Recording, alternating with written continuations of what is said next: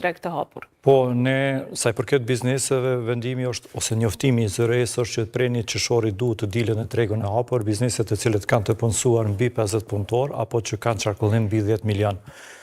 Ne kishëm një takim qysh ditë e para me zyrtarët e zëres, ku bizneset ishin afër 100 bizneset të cilat ishin prezent dhe patëm një bashkë bisedim me zyrtarët e zëres dhe të gjithë ishin një zëri që po na do dalim në tregun e hapur, se është fakt që edhe vendet tjera i kanë vendosur bizneset në tregun e hapur, mirë po nuk është momenti i dur dhe kushtet tani nuk janë që bizneset tona të dalin në tregun e hapur dhe kërkesa e bizneseve ishte që të shtyhet së paku për një vit, më së paku për një vit, në mënyrë që biznesi të përgatitet dhe të dalë në tregun e hapur. Ligji i cili është sjell për të nxjerrë bizneset në tregun e hapur është në vitin 2017. Në vitin 2017 është shtyr një herë, më pas ka ardhur koha e pandemisë, është arsyetuar me pandeminë dhe nuk është sjell ndonjë njoftim ose nuk është marrë ndonjë njoftim tjetër që me kalue në tregun e hapur. Dhe tani pas përfundimit të zgjedhjeve, domethënë në fund të muajit shkurt apo fillimi i marsit, të nxorr vendimi prej zëres që mi njoftu bizneset që brenda 3 muajve ju duhet të dilni në tregun e hapur.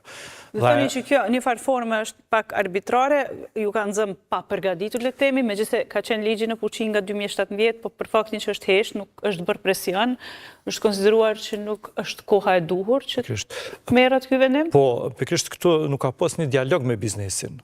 Për me marrë edhe mendimin e biznesit, për me përgatit biznesin, se duhet përgatitet biznesi për me dalë në tregun e hapur. Dihet që bizneset, kontratat, se këtu shqetësimi më i madh joni është sa i përket prodhimtarisë. Janë 197 kompani të cilat prekën drejt për drejt, të cilat janë prodhues. Dhe gjitha kontratat të cilat i kanë për shitjen e madhit, qoftë brenda, po qoftë edhe jashtë, janë me afatin minimal një vjeçar. Dhe tani, sipas analizave dhe danave që vetë bizneset i kanë dhe kanë hulumtuar nëpër bursa të ndryshëm, sot nëse blehet energjia në tregun e hapur pe furnizuesve që ofrojnë këtë produktin, është 50 deri 100% më shtrenjtë se sa që janë duke bler nga keci apo siç e quajmë na nëpërmjet çmimit të rregulluar.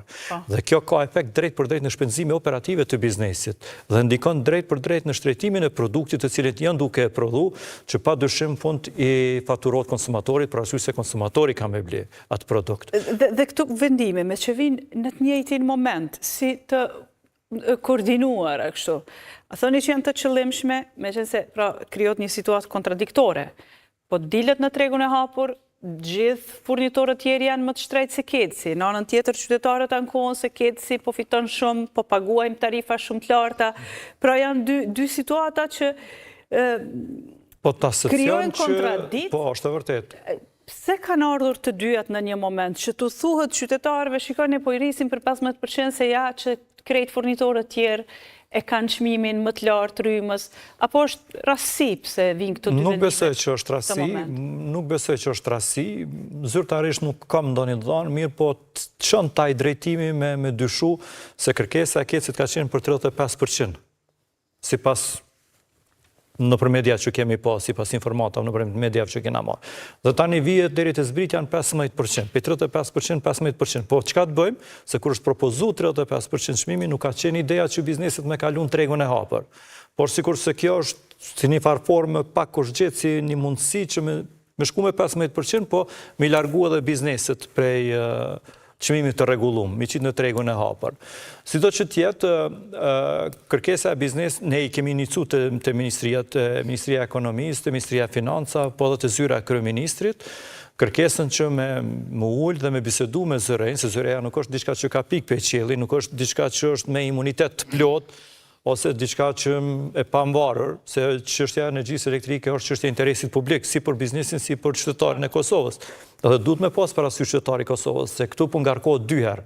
Një herë po ngarkohet drejt për drejt në fakturën për ekonominë familjare me 15%, dhe e dyta po ngarkohet nëpërmjet produktit, që do ta blejmë më të shtrejtë. Dhe çka po ndodh këtu? E para në kuptimin e ekonomisë, ne do produktet e Kosovës nuk do të kenë mundësi ma të jenë konkurrente në tregun e brendshëm me produktet e importura. Ndërsa, për qytetarin... Se bizneset nuk punojnë pa fitim, do të thotë... Shiko, ata gjithë do të zbatojnë në çmimin e produktit. Pikërisht, ajo është shpenzim ekstra. Ai shpenzim duhet faturohet. Dhe ai faturohet në çmimin shitës të produktit. Se çmimi i energjisë elektrike ndikon drejt për drejt në proces të prodhimit. Është shpenzim operativ. Dhe kjo qytetarin, nëse sot qytetari e ka blen 1 euro, nesër do ta blen 1 euro 10 cent, 1 euro 15 cent, shembull, produktin. Po, dhe natyrisht ju jeni këtu për të mbrojtur interesat e biznesit. Mbrojni interesat e biznesit. Asnjë biznes nuk punon pra me humbje. Jo, biznesi edhe themelot me fitu. Me fitu. Po këtë justifikim e ka edhe Ketsi. Po mbron interesin, fitimin e vet. Nuk punon në atë fitim për çka. Shiko, ne si ka biznese një marrëveshje, kuptomi. ka legjislacion se si funksionon distribucioni. Pra, edhe ata janë biznes privat dhe kështu e justifikojnë kërkesën e tyre. Shiko, kontesti jonë nuk është me Ketsin. E qartë. Ne kemi me zyrejnë, për shta zyre regulatorit. Tani, qeveria du të me pas interes primar çështjen e biznesit, ose biznesin në tërsi. Dhe ata du të me gjetë rrugë qysh mos me dëmtu biznesin. Për marrë shembull Shqipërinë. Shqipëria i ka hedhë në treg të hapur bizneset, një numër të caktuar të bizneseve. Mirë po i ka qëndruar mbrapa me subvencionim. Në Gjermania për shembull, shteti më i madh evropian, i ka vendosur treg të hapur. Mirë po ja mbulon komplet kostën e transmisionit. Komplet ja mbulon. Shumë vende, jo vetëm të rajonit, po dhe të Evropës e subvencionojnë. Të na çka po ndodh? Qeveria po rrin heshtje, po du të mu rrit. Bili propozon mu shtu bloqe për ekonomitë familjare. Me çështjen e biznesit as që merret. Flasim sa do të jetë kostoja e transmisionit pastaj, shkëlzen. Kemi folë shumë